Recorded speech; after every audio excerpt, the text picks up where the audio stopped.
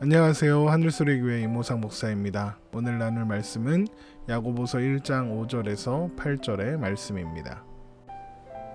너희 중에 누구든지 지혜가 부족하거든 모든 사람에게 후히 주시고 꾸짖지 아니하시는 하나님께 구하라. 그리하면 주시리라.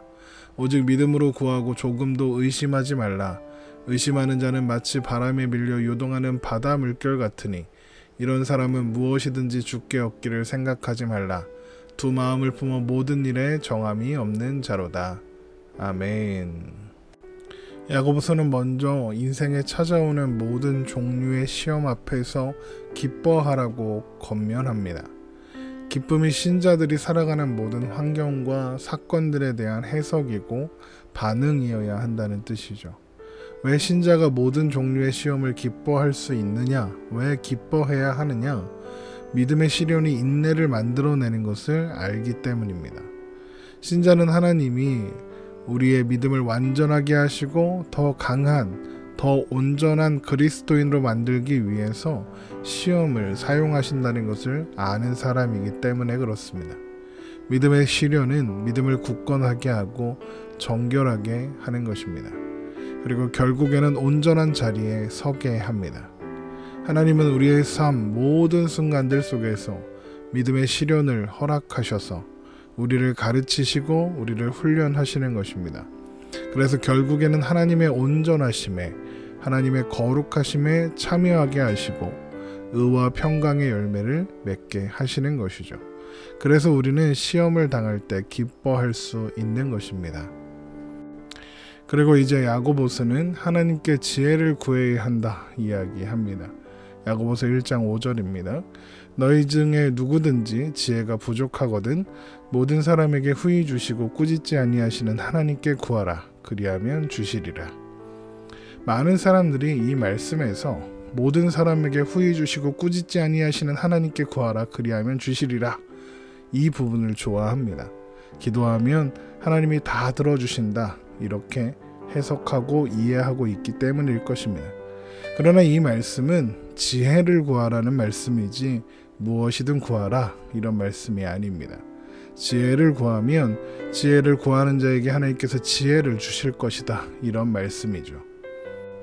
그러면 시련 가운데 기뻐함으로 인내를 이루고 온전함을 이루게 된다 이렇게 해놓고 왜 지혜를 구해라 이렇게 말하는 걸까요? 이것은 인내를 이루고 온전함을 이루기 위해서는 지혜가 필요하기 때문에 그렇습니다. 왜 지혜가 필요할까요? 지혜는 하나님의 관점에서 역사를 볼 수 있게 하는 능력이 있기 때문입니다. 우리 삶에 찾아오는 시련들을, 우리 삶의 상황들을 내 시선과 내 마음과 내 지식과 내 경험으로 바라보는 것이 아니라 하나님의 시선으로 볼 수 있도록 하는 것이 지혜이기 때문에 그렇습니다. 고린도전서 1장 22절입니다. 유대인은 표적을 구하고 헬라인은 지혜를 찾으나 우리는 십자가에 못 박힌 그리스도를 전하니 유대인에게는 거리끼는 것이요 이방인에게는 미련한 것이로되 오직 부르심을 받은 자들에게는 유대인이나 헬라인이나 그리스도는 하나님의 능력이요 하나님의 지혜니라. 세상에 지혜 없는 시선으로 우리의 상황을 바라보면 그것은 거리끼고 미련한 것으로밖에는 보이지 않을 것입니다. 그러나 하나님의 놀라운 경륜 가운데 택함받은 주의 백성들의 상황을 하나님이 주시는 지혜라는 안경을 쓰고 보면 그곳에는 하나님의 선하신 인도하심이 있고 하나님의 능력이 있으며 또한 하나님의 지혜가 있는 것을 보게 되는 것입니다. 여호람 왕이 이스라엘을 다스리고 있을 때 아람이 이스라엘을 공격하는 일이 있었습니다. 이때 엘리사는 아람 군대가 공격하는 길을 미리 알려주어서 방비케 했죠. 이것을 알게 된 아람 왕이 엘리사 선지자를 잡으러 오게 됩니다. 그때에 엘리사의 사환이 밖을 보고 엘리사가 머물고 있던 성읍을 에워싼 아람의 군대를 보고 두려움에 떨 때 엘리사는 하나님께 사원의 눈을 열어달라고 기도합니다. 열왕기하 6장 17절입니다. 기도하여 이르되 여호와여 원하건대 그의 눈을 열어서 보게 하옵소서 하니 여호와께서 그 청년의 눈을 여심해 그가 보니 불말과 불병거가 산에 가득하여 엘리사를 둘렀더라. 하나님 앞에 엘리사가 기도할 때 사환의 눈이 열려 천군 천사들이 불말과 불병거를 이끌고 와서 아람의 군대를 압도하고 있는 것을 보게 된 것입니다. 엘리사와 사환은 같은 상황, 같은 장면을 보고 있었지만 전혀 다르게 보고 있었던 것입니다. 이런 것처럼 지혜는 하나님의 백성들이 보는 장면을 전혀 다른 장면으로 바꾸어주는 능력이 있는 것입니다. 그래서 우리는 믿음 안에서 하나님께 지혜를 구해야 합니다. 믿음은 하나님의 성품과 하나님의 약속을 믿는 것입니다. 하나님의 성품과 하나님의 약속을 의지하는 것입니다. 하나님은 지혜를 구하는 자에게 후히 주시고 꾸짖지 아니하시는 분이라고 말씀합니다. 또한 지혜는 하나님을 아는 것이죠. 하나님의 선하심을 알고 하나님의 주권을 신뢰하게 되고 모든 상황을 하나님의 시선으로, 하나님의 주권으로, 하나님의 선하심 가운데 바라보고 이해하게 되는 것이 지혜인 것입니다. 이어지는 야고보서의 말씀 또한 같은 맥락 속에서 생각해야 합니다. 야고보서 1장 6절입니다. 오직 믿음으로 구하고 조금도 의심하지 말라. 의심하는 자는 마치 바람에 밀려 요동하는 바다 물결 같다 말씀합니다.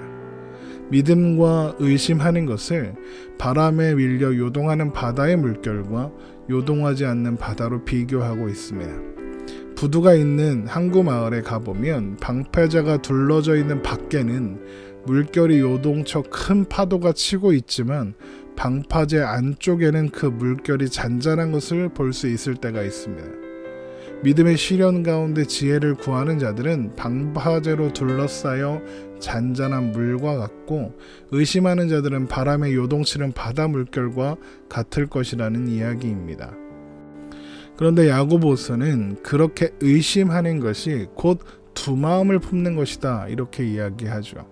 야고보서 1장 7절입니다. 이런 사람은 무엇이든지 주께 얻기를 생각하지 말라. 두 마음을 품어 모든 일에 정함이 없는 자로다. 의심하는 것과 두 마음을 품는 것이 왜 같은 것일까요? 두 마음을 품는다는 것은 마음이 나뉜다는 뜻을 의미합니다. 시련을 당할 때 의심하고 두 마음을 품는다. 이것은 하나님을 모른다는 뜻이고 하나님을 믿지 않는다는 뜻이 되는 것이죠. 하나님의 선하심을 모르니 또 하나님을 신뢰할 수 없고 하나님의 계획을 모르니 또 두렵고 그래서 내가 생각해낼 수 있는 최선의 방법을 찾아서 헤매게 되는 것입니다.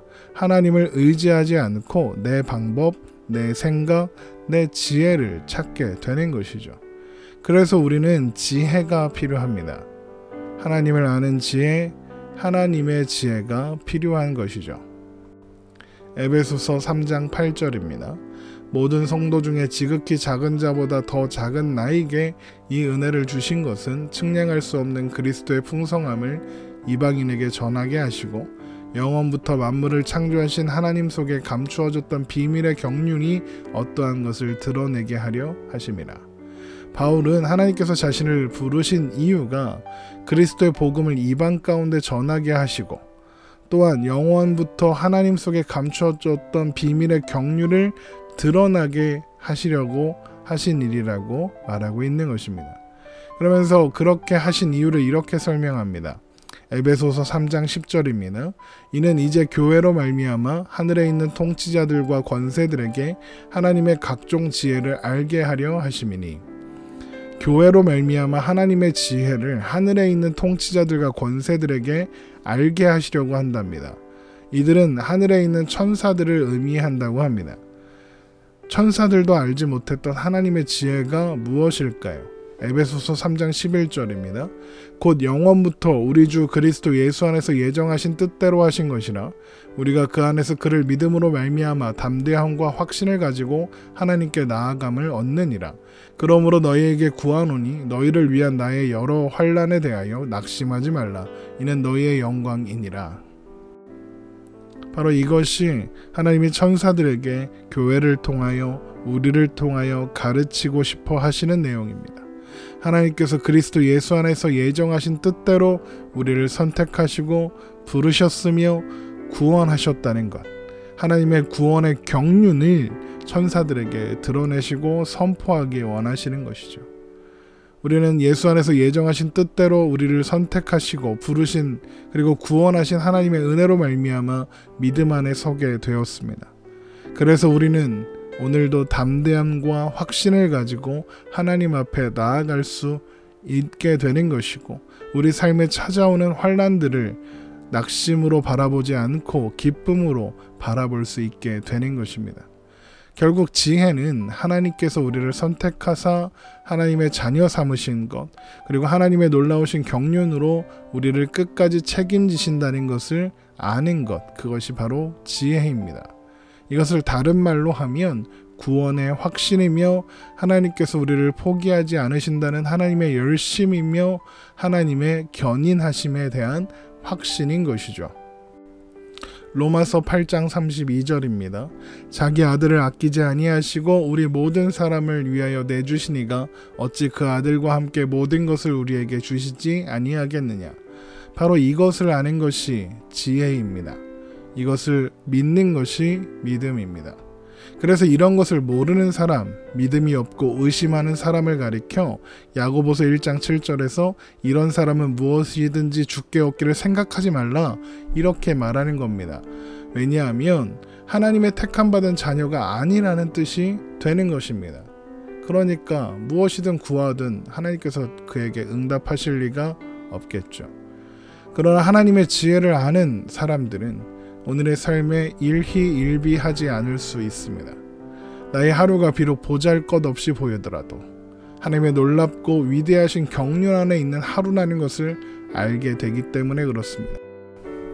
그래서 어찌 보면 초라해 보일지도 모르는 나의 오늘이라 해도 하나님께서 선하심으로 인도하시는 하루이기에 그것을 알고 있기 때문에 그 삶을 대강대강 살 수는 없는 것입니다.